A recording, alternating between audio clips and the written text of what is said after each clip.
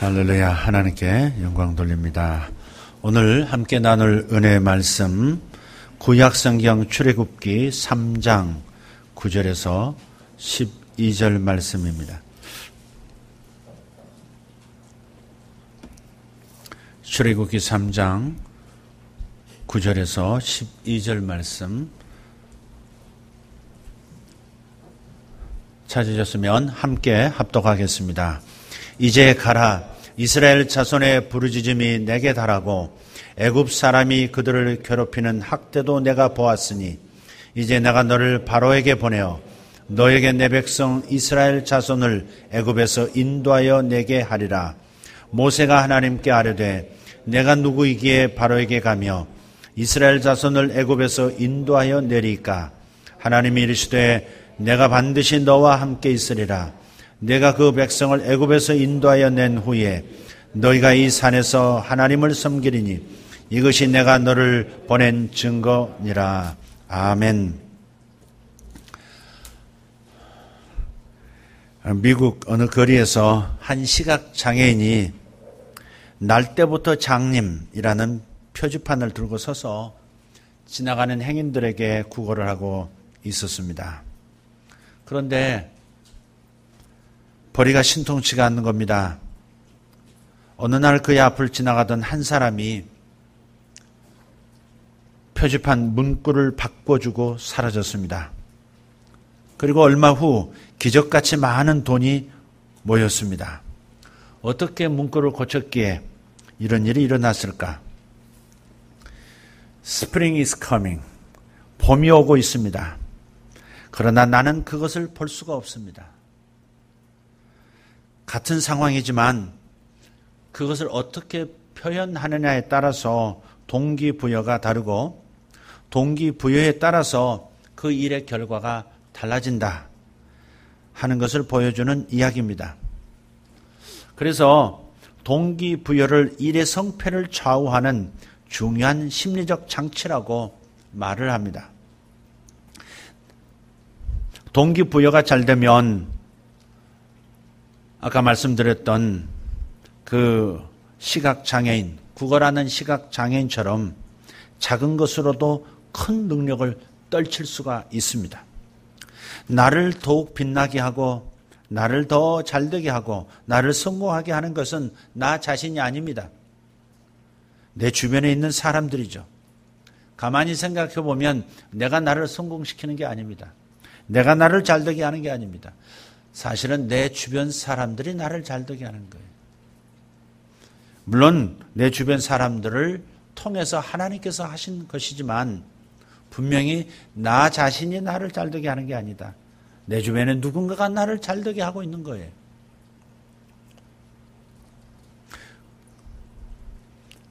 그들을 소중히 여기고 재능을 충분히 발휘하도록 적절하게 동기를 부여해 줄 때 내 주변의 사람들은 나에게 좋은 결과로 보답을 해줍니다. 요즘 명량이라고 하는 영화가 아주 인기가 있는 것 같습니다. 이순신의 리더십을 배우자고 많은 지도층들도 함께 보고 있는 것 같습니다. 1,500만 명이 봤다고 합니다. 아마 최고 목표를 달성한 것 같아요. 그렇지만 이런 말을 또 붙여놨더라고요. 신에게는 12척의 배가 아직 남아 있습니다. 그것을 패러디해서 신에게는 아직도 이 영화를 보지 않은 3,500만의 관람객이 있습니다. 그래 붙여놨더라고요. 전쟁에서 승리는 군사의 수에 달려있지 않습니다. 전략에 달려있지 않고 무기에 달려있지도 않고 병사들의 사기에 달려있다. 그 영화의 메시지는 또 하나의 메시지는 바로 그것이었습니다. 어떻게 두려움을 용기 에너지로 바꿔줄 수 있겠느냐. 사기를 올려주는 방법이 뭐냐. 병사들의 사기는 동기부여와 관계가 깊습니다. 그래서 이 동기부여를 승리를 이끌어내는 힘이라고 말합니다. 고대 전투에서는 병사들의 사기를 높이기 위해서 그리고 적의 사기를 꺾기 위해서 싸움을 도두는 자가 있었습니다. 성경에 나오는 골리앗이 그렇습니다. 사무엘상서 17장 4절에 보면 골리앗에 대해서 싸움을 도두는 자 그렇게 표현되어 있습니다. 싸우도록 사기를 올리는, 블레셋의 사기를 올려 이스라엘을 꺾도록 만드는 그 싸움 도두는 사람이 골리앗이었습니다. 선지자 이사야는 하나님을 이렇게 이스라엘에게 소개하고 있습니다. 피곤한 자에게는 능력을 주시며 무능한 자에게는 힘을 더하시는 분. 이사야서 40장 42절입니다. 하나님은 탁월한 동기부여자라는 거예요. 그래서 지치고 피곤한 인생을 능력 있게 하시고 무능한 인생에게 탁월한 힘을 갖게 하시는 분이 바로 하나님이시다는 겁니다. 신자는 하나님에 의해서 영육간에 강력한 동기를 부여받는 사람들입니다. 동시에 신자는 살아가면서 다른 사람에게 동기 부여자로서 살아가는 사람들입니다. 그래서 오늘은 motivate, 서로 동기를 부여함에 대해서 함께 은혜를 나눠보고자 합니다. 우리 출애굽기 3장 그리고 4장에서 한 남자가 나오는데 이 남자는 삶의 목표가 없습니다. 의욕도 없습니다.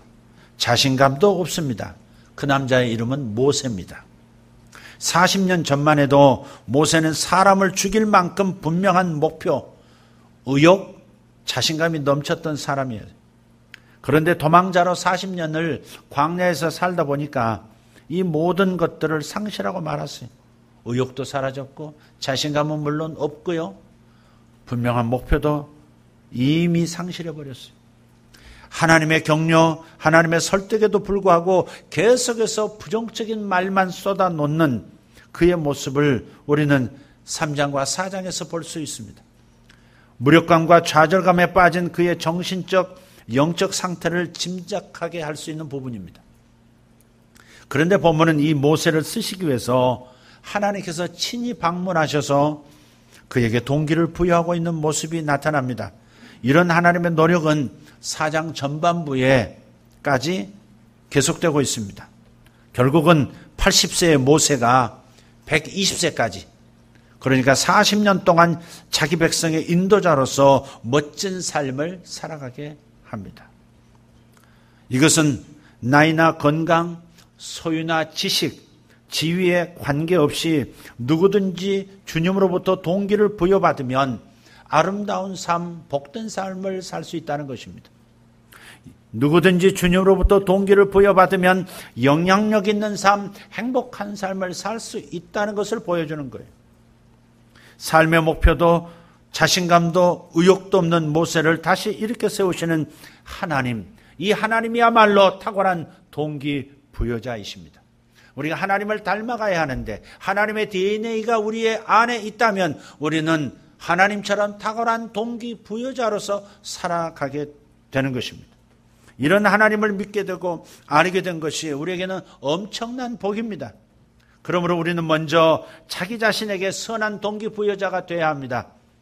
그리고 더 나아가서 다른 사람들에게도 마찬가지 선한 동기 부여자가 되어야 합니다. 이것이 나를 세우고 주변을 세우는 방법이고 더불어 건강하고 행복하게 사는 길입니다. 그렇다면 선한 동기부여 방법 어떤 것들이 있을까 하는 것입니다. 세 가지로 말씀을 드리겠습니다. 우선은 만나야 합니다. 제가 결혼식이 있을 때마다 주례사를 할 때마다 첫 번째 문장이 이것입니다. 인생은 만남입니다. 이제는 수십 번 해가지고 아주 제 입에 못이 박혔습니다. 인생은 만남의 연속입니다. 부모를 만나고 선생님을 만나고 친구들을 만나고 그 수많은 만남들이 있는데 가장 중요한 만남은 결혼의 만남입니다. 이게 결혼 주례사의 첫 문구들입니다. 이번 토요일 날 또 해야 합니다. 너와 나의 인격적인 만남을 통해서 건강하고 행복한 삶을 살 수 있습니다. 신앙 역시 한마디로 말하면 만남입니다. 신앙은 뭐냐? 만남이다. 하나님과의 인격적인 만남에서 신앙이라는 것이 시작된다. 하나님과 인격적으로 만난 적이 없는 사람은 신앙이 시작된 사람이 아닙니다. 신앙이 있는 게 아니에요. 종교인이지. 하나님과 인격적으로 하나님 거기 계셨네요. 하나님 존재하시는 분이시네요. 저에 대해서 어떻게 생각하세요? 저는 어떤 인생을 살게 될까요?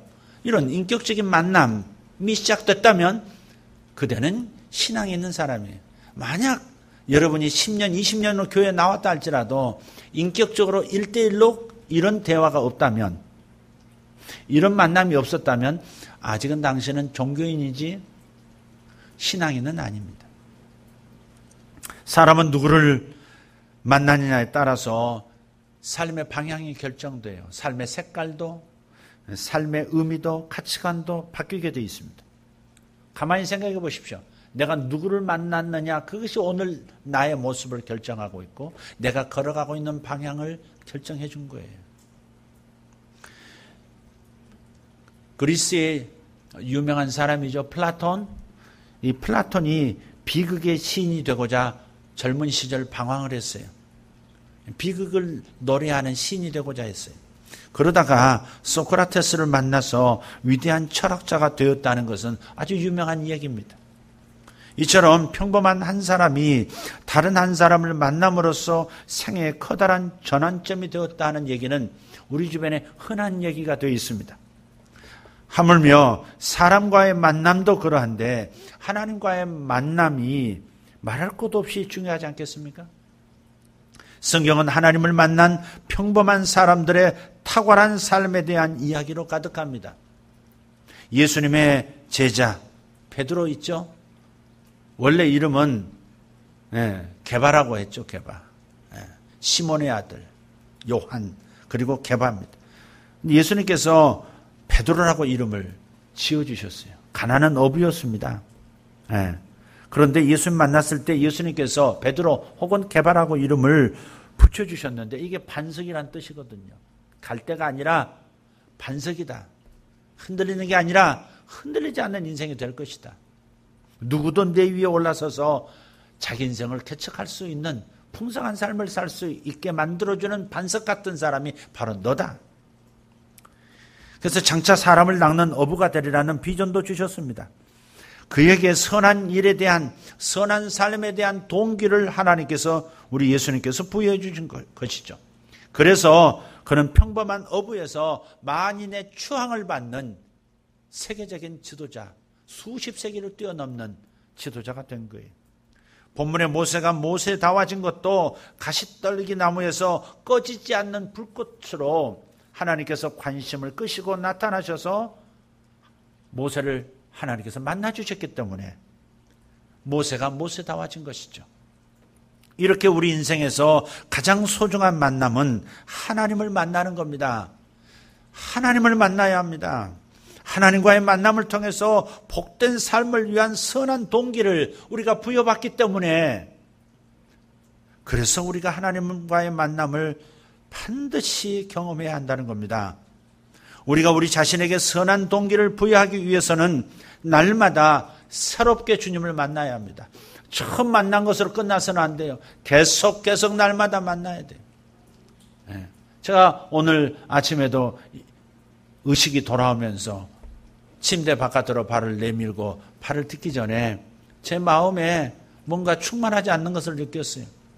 자고 일어나고 이제 막 의식이 돌아오고 있는 참이었기 때문에 비몽사몽간에 충만한 느낌을 갖기는 쉽지는 않지만, 그러나 주님 불렀을 때 내 마음에 약간 하나님에게서 멀어진 느낌, 하나님으로 채워져 있지 않는 메마른 상태를 느꼈어요. 그래서 하나님께 주님 제 안에 계시죠? 주님 제 안에 계시죠? 근데 왜 메마른 느낌이 있는 겁니까? 오늘 주일인데요. 오늘 성도들을 만나야 합니다.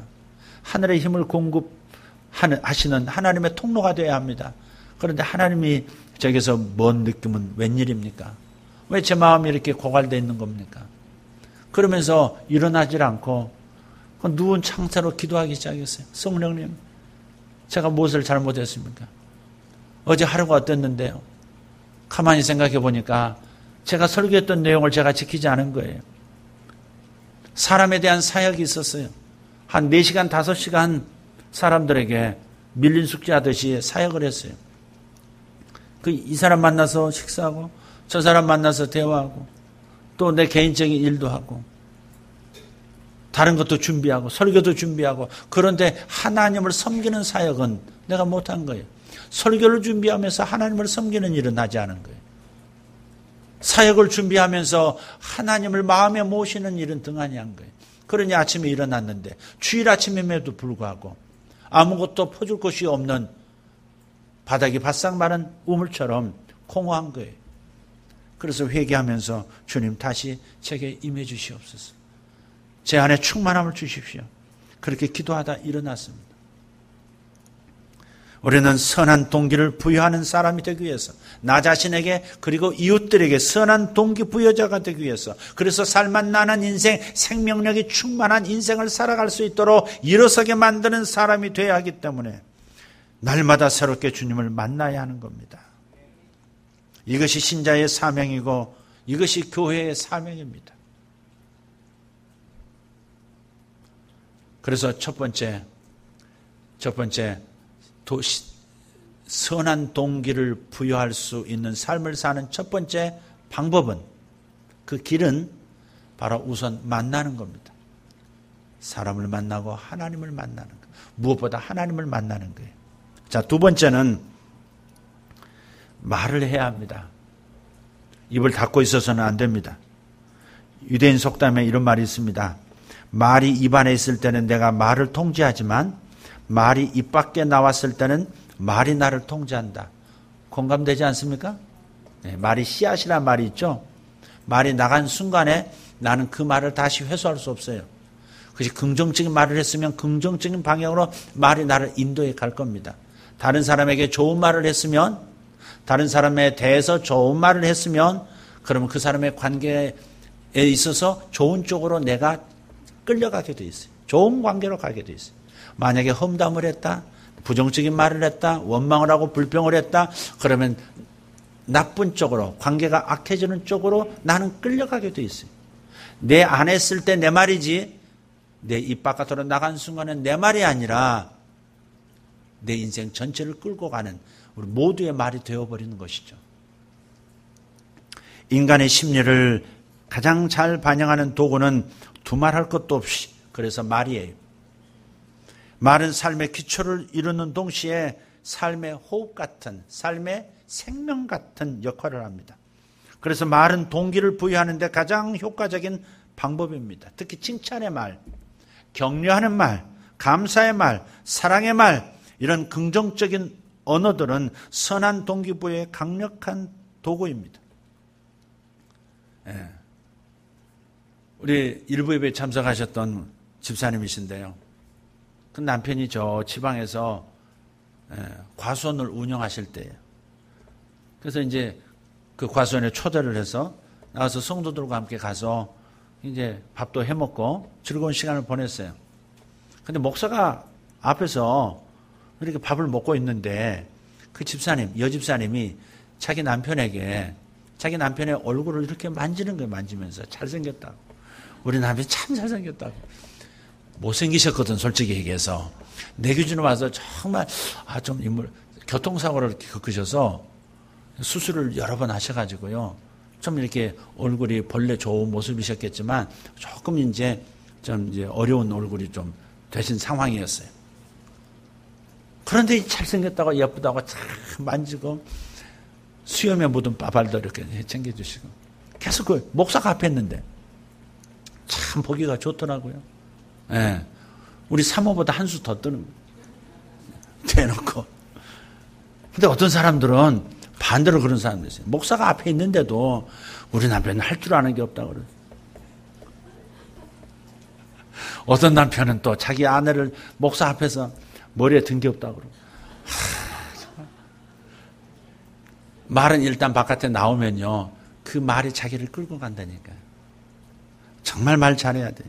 그래서 여러분에게는 선한 동기부여의 긍정 언어들을 여러분 많이 사용하셨으면 좋겠습니다. 할렐루야.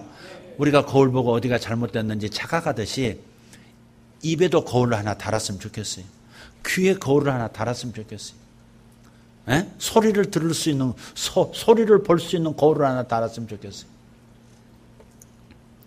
긍정의 말 한마디로 인생이 확 바뀐 사람들 이야기 우리 주변에 참 많습니다. 미국의 존스 홉킨스 대학병원에 신의 손이라 그렇게 별명을 가진 벤 카슨 박사가 있어요. 소아신경외과 박사인데요. 그분이 오늘날 의학계에서 이 별명이 전혀 어색하지 않을 만큼 세계 최고의 의술을 인정받고 있는 의사인데 왜 이렇게 됐을까? 그분은 생명의 불씨가 꺼져가고 있던 4살짜리 악성 뇌암 환자, 그리고 만성 뇌염으로 하루에 120번 이상 발작을 일으켰던 아이를 수술해서 완치를 시켰습니다. 세계 최초로 머리와 몸이 붙은 채 태어난 샴 쌍둥이, 이 샴 쌍둥이를 수술해서 둘 다를 건져냈어요. 성공했습니다. 1987년이었죠. 그분이 디트로이트 빈민가에서 태어났습니다. 8살 때 부모가 이혼을 했고요. 그래서 편모스라에서 자라면서 불량 소년들과 어울려서 싸움질을 일삼는 그런 흑인 불량 소년에 불과했습니다. 피부가 검다는 이유로 백인 친구들에게 따돌림을 당했고 초등학교 때 꼴찌를 도맡아 하고 아주 지진하였습니다. 초등학교 5학년 때까지 구구단을 못 이어가지고 그부들의 놀림감이 되곤 했습니다. 이런 사람이 어떻게 오늘날 세계 의학계에서 신의 손이라는 칭송을 받을 수 있는 대단한 사람이 됐을까? 이야기가 있습니다. 어느 날 그에게 기자가 찾아왔습니다. 오늘의 당신을 만들어준 것이 무엇입니까? 이렇게 대답합니다. 나의 어머니 소냐 카슨 덕분입니다. 그의 어머니는 그가 꼴찌를 하고 흑인이라고 따돌림을 당할 때도 불량한 짓을 해서 선생님에게서 자꾸 불륜을 받을 때에도 돌아와서 자신의 아들을 끌어안고 그렇게 얘기를 했다고 합니다.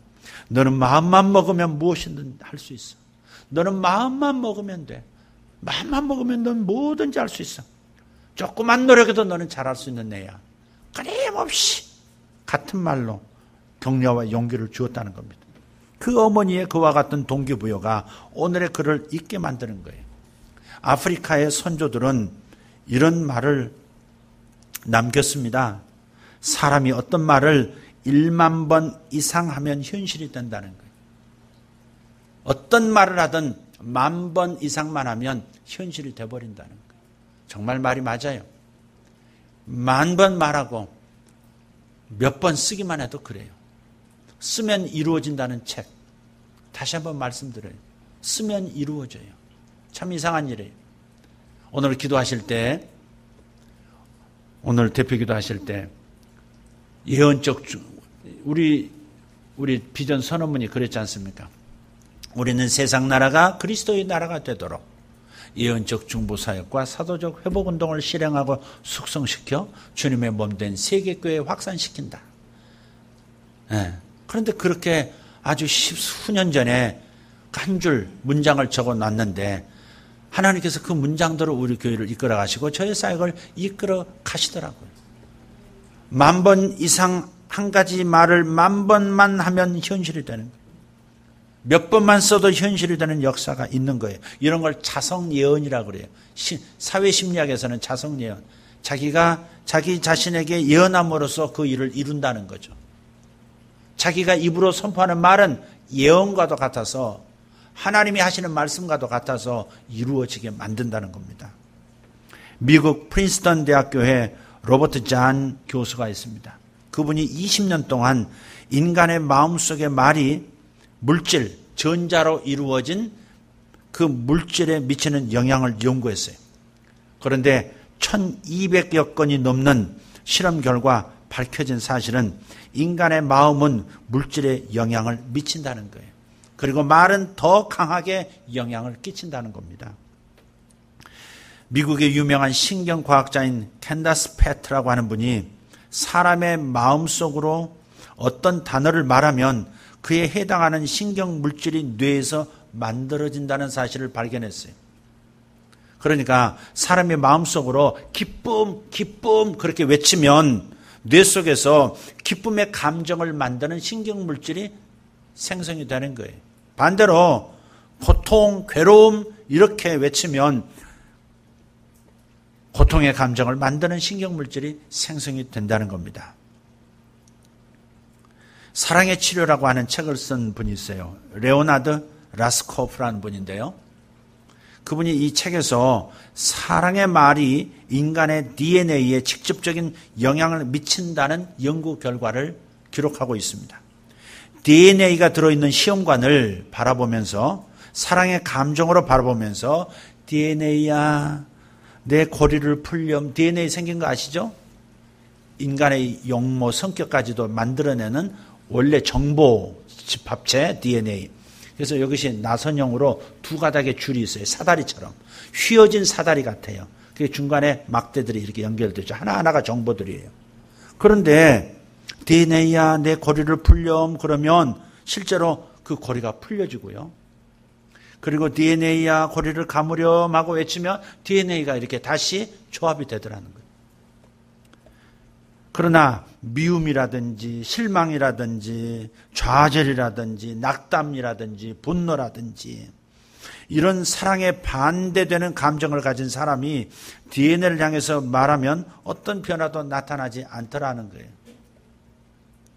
이렇게 과학, 의학, 심리학 등에 종사하는 연구자들이 지금 이 순간에도 말이라고 하는 것이 인간의 운명에 직접적인 영향을 미친다는 증거들을 내놓고 있는 중이에요. 사실은 성경에 그 얘기가 수천 년 전 이미 기록이 다 되어 있습니다. 하나님의 선포된 말씀에 의해서 우주 만물이 조성이 됐잖아요. DNA에서부터 시작해서 커다란 태양의 수백 배가 되는 그런 혹성들도 만들어졌던 것이 바로 하나님의 말에 의해서 그렇게 된 거죠. 야곱이라는 인물이 있어요. 자기 품삯을 착취를 당했던 남자입니다. 그것도 외삼촌에게. 그런데 하나님께서 지혜를 주셨어요. 어떤 지혜를 주셨냐면 목축업을 하는 삼촌 밑에서 목동 노릇을 했는데 하나님께서 밀린 품삯을 다 찾아주신 거예요. 어떻게 됐느냐면 꿈을 꿨는데 꿈에 하얀 양들 암수가 짝짓기를 하는데 보니까 하얀 양을 낳는 거예요. 하얀 양들이 짝짓기하고 그리고 하얀 양이 또 하얀 양이란 새끼 양을 낳는 거예요. 근데 사실은 그런 상황이 아니거든요. 그래서 삼촌하고 딜을 했어요. 죄송합니다. 지금 헷갈렸어요. 주여. 하얀 양끼리 이렇게 짝짓기를 했는데 얼룩얼룩하고 아롱지고 검은 양이 나오는 거예요. 그래서 하나님 감사합니다. 주님께서 주신 지혜로 알고 이대로 실행하겠습니다. 삼촌에게 얘기했어요. 내게 하얀 양들만 주십시오. 그리고 사흘길이 떨어진 양들이 사흘 가야 만날 수 있는 거리로 가서 그곳에 양들을 살찌우겠습니다. 그런데 그곳에서 만약에 검은 양 혹은 아롱진 양, 얼룩진 양을 낳는다면 그다음 그것을 내 것으로 주십시오. 당신이 내 월급을 다 가져갔지 않습니까? 나는 그것으로 대체하겠습니다. 그러니까 삼촌이 생각할 때 이 이기적인 욕심쟁이 삼촌이 생각할 때 이건 불가능한 일이거든요. 하얀 양끼리 결합해서 어떻게 까만 놈이 나오고 또 얼룩진 것들이 나오느냐 이게. 그래서 좋다고 도장을 찍었어요. 그래서 사흘길이 떨어진 곳에서 양을 이렇게 치는데 그곳에서 실제로 그런 일이 벌어진 거예요. 그러니까 자기가 생각하는 것을 가지고 양들이 짝짓기 할 때 태어나는 양들이 하얀 양들이지만 새끼들은 검고 아롱진 것이 나올 것이다. 얼룩진 양들이 나올 것이다. 그렇게 선언하면서 축복하면서 그 곁을 지켰어요. 그런데 새끼를 낳고 보니까 참 검고 아롱지고 얼룩진 유전자 변형이 일어난 거예요. 오늘날로 말하면 그때 당시에는 야곱은 유전자라는 용어 자체도 모르는 사람이에요. 그러나 지금 우리가 표현할 수 있잖아요. 유전자 조작이 일어난 거예요. 하나님의 능력에 의해서, 말에 의해서 일어난 거예요. 그래서 말을 잘해야 된다 하는 겁니다. 말을 잘하는 것이 매우 매우 중요한 것이죠. 네. 말은 보이지 않지만 무한한 창조력, 무한한 힘을 가진 인생 최대의 에너지입니다. 그래서 사람은 말의 열매를 먹고 산다고 성경은 말씀하고 있어요.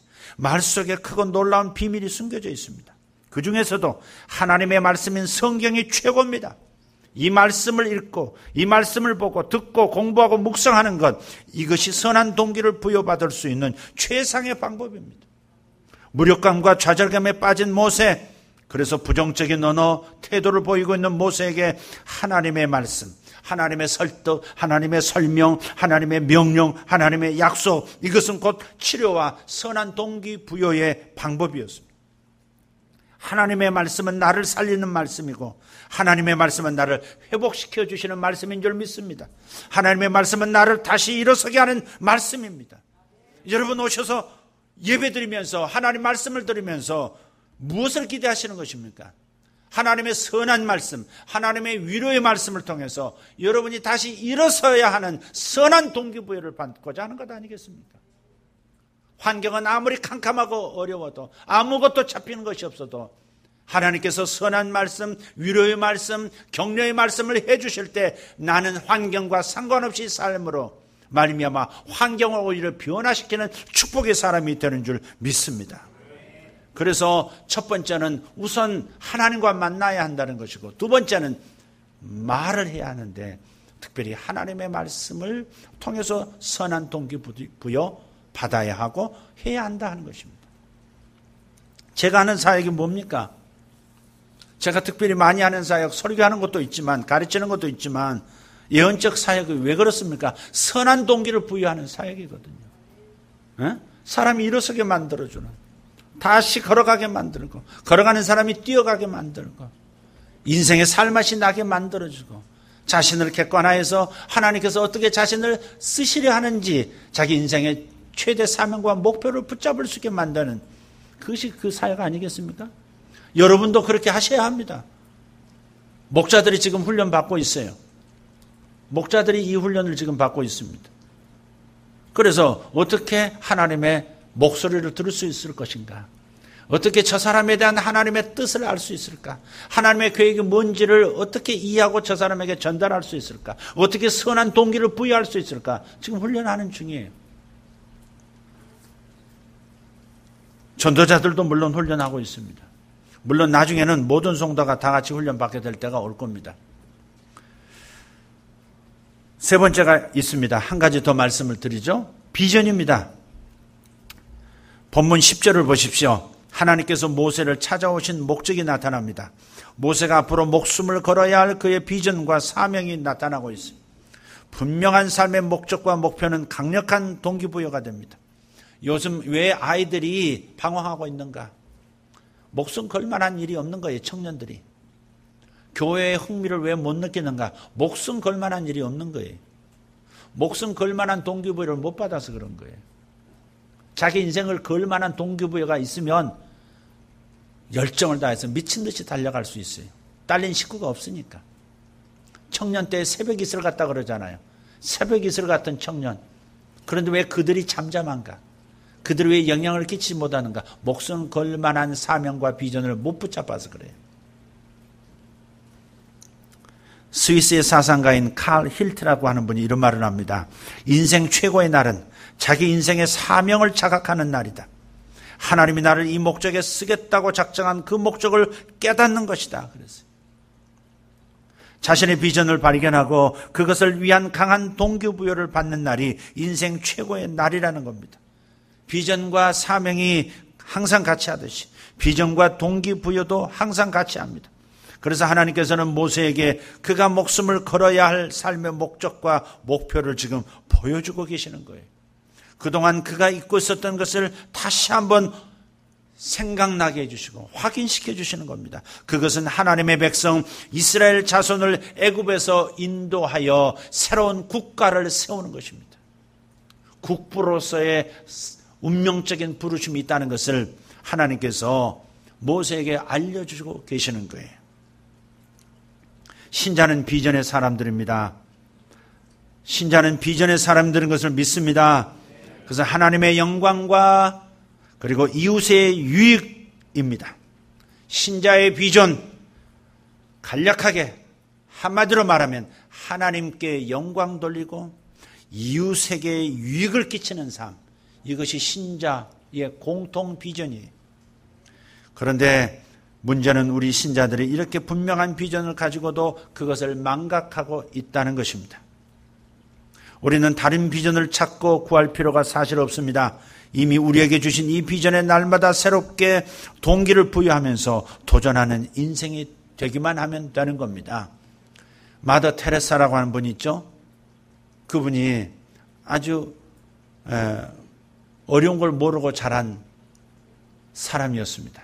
그런데 어느 날 길을 가다가 비명소리를 들었어요. 어떤 사람이 지금 크게 상처를 입고 땅에 쓰러져 있는 겁니다.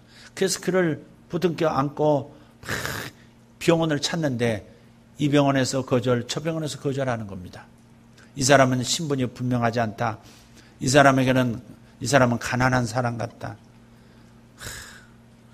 그러면서 자기 품에서 그 사람이 생명을 잃은 거예요. 그래서 그때 결심한 것이, 그때 받은 사명이 가난한 자를 위해서 살겠다는 거였어요. 그래서 인도의 캘커타로 가가지고 고아들의 어머니가 된 거고 가난한 자들의 어머니가 된 거예요. 그래서 우울증 있는 사람들은 캘커타를 가라는 거예요. 거기. 물론 마더 테레사는 지금 이 세상에 없는 분이지만, 그러나 그의 제자들, 그의 후임자들이 지금 역시 고아들과 과부들을 먹이고 있는 중이에요.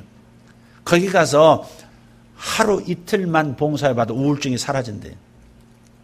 나는 진짜 행복한 사람이구나. 하루 한 끼를 위해서 일용할 양식을 구해야 하는 고아들, 과부들, 이 가난한 사람들, 돈 몇 푼이 없어서 그 간단하게 치료할 수 있는 병을 놔뒀다가 악화돼서 목숨까지 잃는 그 현실을 보면서 자기 사명을 깨닫고 자기 이게 뭔가 새롭게 살아야 되겠다. 어제 어떤 다큐멘터리를 좀 봤어요. 그런데 100세 된 할아버지신데 자전거를 혼자 타고 다니시면서 운동도 하시고 창도 하시고 우승도 하시고 말이죠. 93세 우승하셨더라고요. 창하시는데 폐활량도 늘어나고 창하다가 집안에서 2시간 운동하신대요. 바깥에서 하면 노인네가 얼마나 오래 살려고 전 몸부림하나 흉볼까봐 집안에서 운동하신다. 계속 왔다 갔다 운동하시고 누워서도 들었다 놨다 들었다 놨다 별걸 다 하시더라고요. 막 허리도 흔들었다 천장 잡고 100세를 사시는데 이분의 특징이 있어요. 만남을 좋아하셔요. 만남을. 또 사람들이 찾아 이분은 기분을 좋게 하는 긍정의 말만을 하셔요. 자기는 절대 남 흉보는 말, 험한 말은 절대 듣고 싶지도 않다. 자기 하고 싶지 않은 게 듣고도 싶지 않대. 이게 마침 또 이제 카메라맨들이 다 찍고 있는데, 그 이제 다리 밑에, 아마 이 한탄강이 아니라 우리 탄천. 그 탄천변에서 뭐 이렇게 평상 놓고 노인네들이 앉아서 4분, 5분이 앉아서 얘기를 나누는데, 한 분이 그놈 나쁜 놈이야 그러시는데, 90세 먹은 노인이 그놈 나쁜 놈이야 생각해봐 그러는데, 여기 내 말 들어 자네 내 말 들어 가만히 있어봐 내 말 좀 들어봐. 나는 그런 말 듣고 싶지 않아. 남의 말해서 좋을 거 없어. 그러면서 곧바로 노래를 불러주는 거예요. 곧바로 노래를 착 불러주니까 금세 화가 나서 누구를 비판했던 그 노인도 덩달아서 좋아져 덩실덩실하면서. 그러니 그분을 자꾸 불러. 갈 때도 그냥 안 가요. 복숭아 있던 거 꺼내놓고 막걸리 한 잔, 막걸리는 빼고 이렇게 다 해가지고 가서 또 마시게 하고 뭐 이렇게 과일 깎아주면서 이 100세 된 노인이 90세 된 노인은 힘이 없어 부들부들 떠시는데 그분은 자전거 타고 그다음에 축구도 하고 말이죠. 그것도 또 이제 공이 딴 데 흘러가 버리면 곤란하니까 길게 끈 묶어가지고요. 수박 담는 끈에다 이렇게 담아가지고 이렇게 길게 묶어서 뻥 차도 딴 데로 안 흘러가도록 계속 하루에 몇십 번씩 참 건강하신 거예요. 네. 혼자 되신 지 30년이 되셨는데도 그렇게 즐겁게 사시는 거예요. 여러분, 어쨌든 인간의 자신의 육신을 건강하게 남에게 피 안 끼치고 이렇게 살겠다고 이렇게 운동하는 목표도 이렇게 사람을 싱그럽게 만드는데 정말 보다 가치 있는 인생, 하나님의 영광을 위한 인생, 이웃의 유익을 위한 인생이라고 하는 그 큰 명제를 가지고 대의를 가지고 살아가는 사람들이 얼마나 행복하게 살 수 있겠어요. 비전이 있어야 합니다. 하나님께 영광, 따라합시다. 하나님께 영광, 이웃의 유익, 무조건 이웃에게 유익이 돼야 돼요. KTF에서 일했던 분이죠. 조소한, 그전에도 한번 제가 말씀을 드렸는데 조소한 씨에 대한 얘기를 드린 적이 있습니다. 그분이 애경이라는 회사에 입사했을 때 아주 초기에 입사해서 그곳에서 근무했었는데 그에게 주어진 일이 뭐냐면 외국 바이어들을 공항에서 데려오고 또 데려다 주는 일을 한 거예요. 소위 말해서 공항 픽업부였어요. 별 볼 일 없는 직책이었지만 그분은 이것을 돈 들이지 않고 외국인과 얘기할 수 있고 외국의 실력을 기를 수 있는 업무라고 스스로에게 동기부여를 했어요. 그리고 외국인과의 소통을 위해서 어학원 다니고 또 회화를 공부하게 됐고 열심히 외국어 실력을 쌓는 기회로 삼았습니다. 결국 이것을 기반으로 해서 회사에서 승승장구하게 되었던 분이에요. 무슨 일을 하느냐가 중요한 것이 아니라 어떻게 자신에게 동기부여하느냐, 그것이 더 중요하다고 믿습니다. 같은 일이라도 어떻게 동기부여를 하느냐에 따라서 의미가 달라지고 가치가 달라지고 방향이 달라지고 일에 대한 자세가 달라지고 인생이 바뀌게 되는 거죠. 동기부여라고 하는 말은 움직이다, 그런 라틴어에서 왔어요. 움직인다는 뜻을 가졌어요. 행동을 일으키는 내적인 힘, 그것이 동기부여라는 거예요. 사람을 움직이게 하는 힘입니다. 자동차로 말하면 엑셀, 가속기입니다. 출력이 아무리 좋은 차도 가속기를 밟아주지 않으면 움직이지 않습니다. 그죠? 아무리 좋은 차라도 엑셀을 밟아야 앞으로 가는 거예요. 살짝 밟으면 조금 나가고 강하게 밟으면 빨리 멀리 나가는 거죠. 마찬가지로 아무리 탁월한 사람도 동기부여가 되지 않으면 움직이지 않습니다. 하나님은 우리 각자에게 무한한 가능성과 잠재적 능력을 주셨어요. 그리고 그것을 활용하기를 원하세요.